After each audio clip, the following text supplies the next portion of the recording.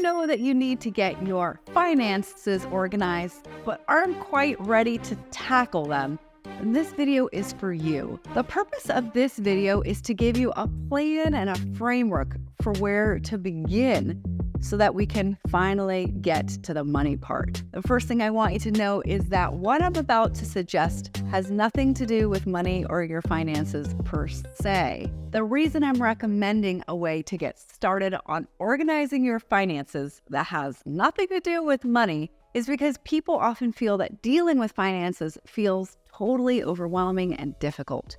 So you're going to learn an approach to organization that helps you get comfortable with the organization part. And then once you understand how it works, you can apply it to money. So I recommend that you start by cleaning out a space that you live or work in that is currently disorganized. So that can be your closet, bathroom, office, car, garage, any space that currently feels cluttered and chaotic, where if you clean that out, you would breathe an audible sigh of relief. I've got a specific way that I want you to go about this, and it will serve as a blueprint for how I recommend that you organize your finances. Start by taking out everything from the space that you're organizing. Remove literally everything that's not attached to a wall or the floor. For the purpose of this video, I'm going to use the example of organizing a bathroom. The first step would be to take everything out from inside the shower to what's in the drawers and the area under your sink and any other shelf or surface space, even the floor rugs. In order to make this practical, you'll probably want to start earlier in the day so you can have your bathroom put together again by the same night. So find a place that's momentarily going to be overrun with bathroom items and put them all there. Yes, another space of yours is temporarily going to be a disaster zone, but I promise that this is worth it. You can throw everything into boxes or bins and put it into its temporary holding space. You don't need to go through everything or make any decisions right now on what's staying or going. Just literally only thinking about getting everything out. Next up, we're going to give this blank canvas of a bathroom a top to bottom scrub.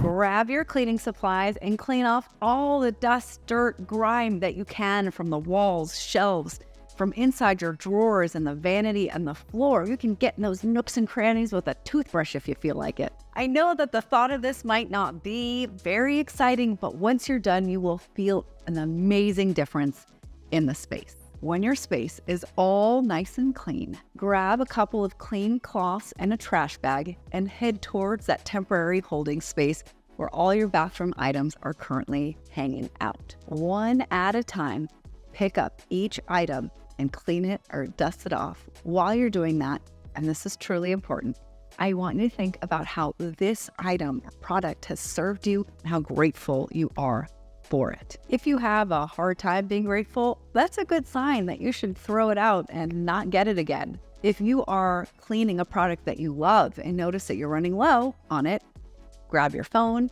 open up the Notes app or wherever you keep lists so that you can create a list of items that need to be repurchased. If you pick up something that's old or expired, toss it and decide whether it goes on the repurchase list or not. Put everything that's been cleaned into a separate pile from the items that have not yet been dusted off.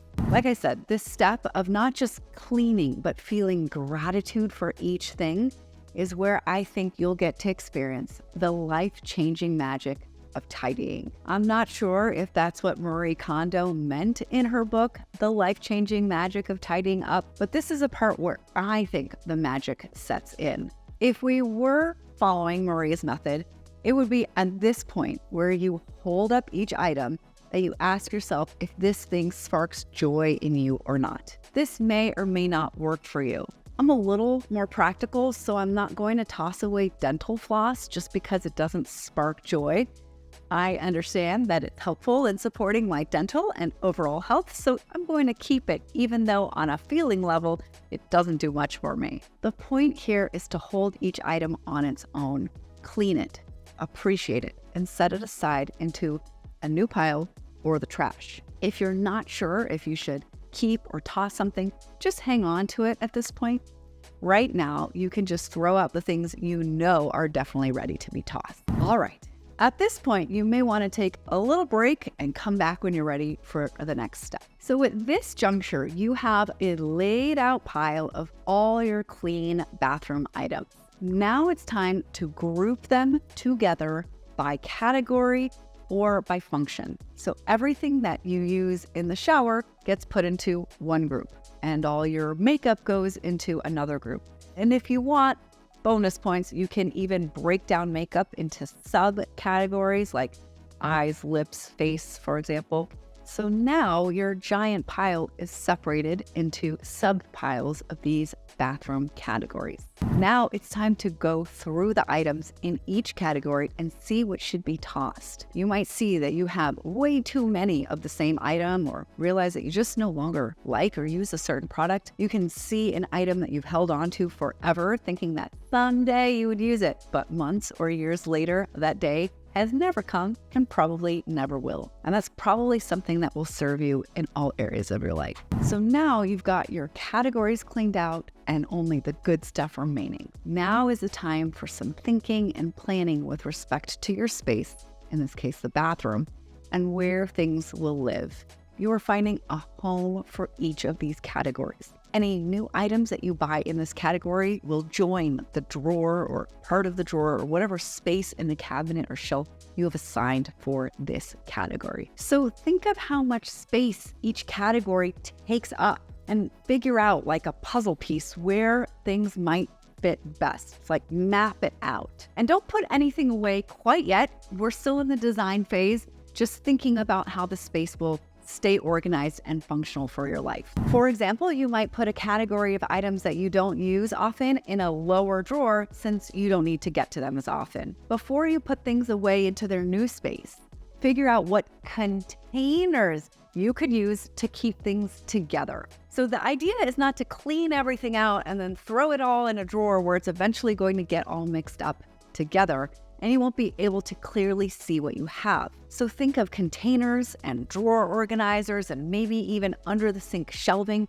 to be able to utilize vertical space. Measure drawers and spaces so that you know what you're looking for, and then go and get containers that will keep things in their space. You want to give each category its own home. This makes it easy to find things that you don't commonly use. For example, in your bathroom, if you have a medication and first aid category, then even if you don't remember precisely where Band-Aids are, you know where the medication and first aid categories live. And so you know that you'll find it there, those Band-Aids, if you look in the first aid category section. It may occur to you as strange that a financial coach should be encouraging you to spend money on containers, when normally I'm encouraging you to spend less money. But actually, this is worth it, I promise. First, I don't believe in reducing all spending, just wasteful spending. I believe in taking care of your money and taking care of the things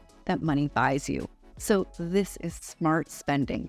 I mean, unless you're going out and buying gold drawer dividers or something ridiculous like that. These organizational items do not need to be expensive, although I get that everything feels expensive right now. So think of what kind of container you need for each category. You can figure out if a closed container is best, as it probably is for jewelry so it doesn't get dusty, or whether you want a basket for items such as your hair appliances. Get these containers and place all the items in their container. Then put all the containers in their new space in your bathroom, and voila, you're done. When you finish, you will have feelings of relief and clarity. Your energy will shift. You will enjoy being in your bathroom more. You'll feel so proud of yourself and so glad that you went through the temporary work and discomfort of cleaning it out. This will be the motivation you need to tackle your finances. Finances for most people are scarier than bathrooms, but what the bathroom clean out provides is a framework and practice for organizing your money. Organizing your finances will work similarly, although obviously not exactly the same. And the feeling that you get after will be just as, if not more, satisfying. So be sure to catch my next video, which shows you how to apply the experiences and lessons learned in cleaning out your bathroom to organizing your money. It's financial spring cleaning time, if you will. See you there.